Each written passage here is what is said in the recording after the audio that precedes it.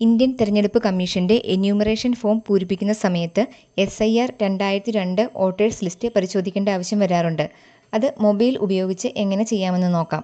മൊബൈലിൽ Google open ചെയ്തതിനു ശേഷം വോട്ടേഴ്സ് പോർട്ടൽ എന്ന് ടൈപ്പ് ചെയ്യുക. ഇലക്ഷൻ കമ്മീഷൻ ഓഫ് ഇന്ത്യയുടെ സൈറ്റ് താഴെ കാണിക്കുന്നതായിരിക്കും. അത് സെലക്ട് ചെയ്യുക. അപ്പോൾ നമ്മൾ voters.eci.gov.in എന്ന സൈറ്റിലെത്തും. അവിടെ ഫോംസ് എന്നുള്ളതായിരിക്കും ആദ്യം കാണുന്നത്. അതിൻ്റെ താഴേക്ക് എടുത്തു കഴിഞ്ഞിട്ടുണ്ടെങ്കിൽ നമുക്ക് സർവീസസിൽ സ്പെഷ്യൽ ഇൻറ്റൻസീവ് റിവിഷൻ SIR 2026 എന്ന് കാണാം. അതിൻ്റെ താഴെ search your name in last SIR എന്ന് കാണാം.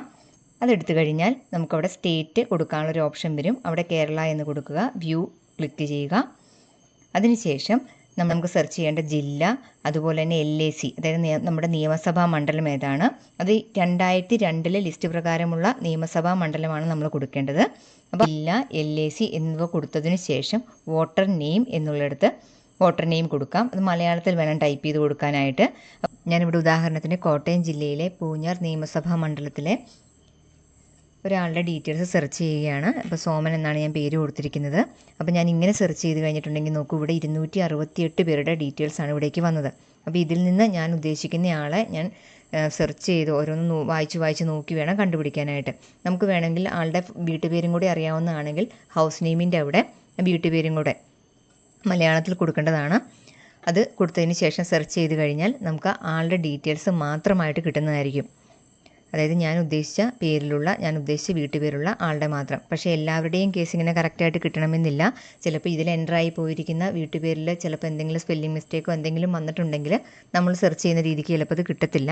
അങ്ങനെ വരുമ്പോൾ നമ്മൾ ഈ പേര് കൊടുത്തതിന് ശേഷം താഴെ വന്ന ലിസ്റ്റിൽ നിന്ന് നമ്മൾ ഉദ്ദേശിക്കുന്നത് ആളാരാണോ അയാളെ സെർച്ച് ചെയ്ത് കണ്ടുപിടിക്കേണ്ടതാണ്. നമ്മളിങ്ങനെ കണ്ടുപിടിക്കുന്ന ഭാഗം നമുക്ക് ആ എന്യൂമറേഷൻ ഫോം പൂരിപ്പിക്കുമ്പോൾ ആവശ്യമായി വരാറുണ്ട്. ഇതിൽ എക്സാമ്പിൾ ഞാൻ കൊടുത്തിട്ടുണ്ട്. അവസാന SIRൻ്റെ വോട്ടർ പട്ടികയിൽ ഉൾപ്പെട്ട വോട്ടറുടെ വിശദാംശങ്ങൾ എന്നൊക്കെ പറഞ്ഞിട്ടൊരു ഭാഗം ആ എന്യൂമറേഷൻ ഫോമിൽ ഉണ്ടാവാറുണ്ട്. അപ്പോൾ അതിൽ നമ്മൾ ഫില്ല് ചെയ്യേണ്ടത് ഈ ലിസ്റ്റിൽ നിന്ന് കിട്ടുന്ന കാര്യങ്ങളാണ്. ഇവിടെ വോട്ടറുടെ പേരെന്നുള്ളിടത്ത് കറക്റ്റ് ആ മുകളിലുള്ള നെയിം ഫില്ല് ചെയ്ത് കൊടുക്കണം. അതേപോലെ എപ്പിക് നമ്പർ ലഭ്യമെങ്കിൽ എന്ന് എഴുതിയേക്കുന്നത് ഇവിടെ മുകളിൽ കാണിച്ചിരിക്കുന്ന ID കാർഡ് നമ്പറിൻ്റെ ഭാഗമാണ് എഴുതേണ്ടത്. പിന്നെ അതുപോലെ ബന്ധുവിൻ്റെ പേര് ഇവിടെ റിലേറ്റഡ് പേഴ്സൺ എന്ന് പറഞ്ഞ് മുകളിൽ കാണാം.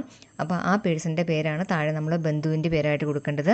അതുപോലെ ബന്ധം എന്ന് പറയുന്നത് ഇവിടെ തന്നെ റിലേഷൻ എന്ന് കാണിക്കാം. P എന്ന് എഴുതിയേക്കുന്നത് പിതാവ് എന്നാണ് ഉദ്ദേശിച്ചേക്കുന്നത്. പിന്നെ ജില്ല, സംസ്ഥാനത്തിൻ്റെ പേര്, നിയമസഭാ മണ്ഡലത്തിൻ്റെ പേര്, അതിൻ്റെ നമ്പർ, ഭാഗം നമ്പർ, ക്രമ നമ്പർ എന്നീ കാര്യങ്ങളും കൂടി ഇതിലേക്ക് ഫില്ല് ചെയ്ത് കൊടുക്കാനുണ്ട്. അതിന് പാർട്ട് നമ്പർ എന്നുള്ളതാണ് ഭാഗം നമ്പർ. ക്രമ നമ്പറിൽ വരുന്ന ഭാഗമാണ് പാർട്ട് സീരിയൽ നമ്പർ. LAC എന്ന് പറഞ്ഞ് സെർച്ച് ചെയ്തില്ലേ, ആ ഭാഗമാണ് നിയമസഭാ മണ്ഡലത്തിൻ്റെ പേരും ആ നമ്പറുമായിട്ട് വരുന്നത്.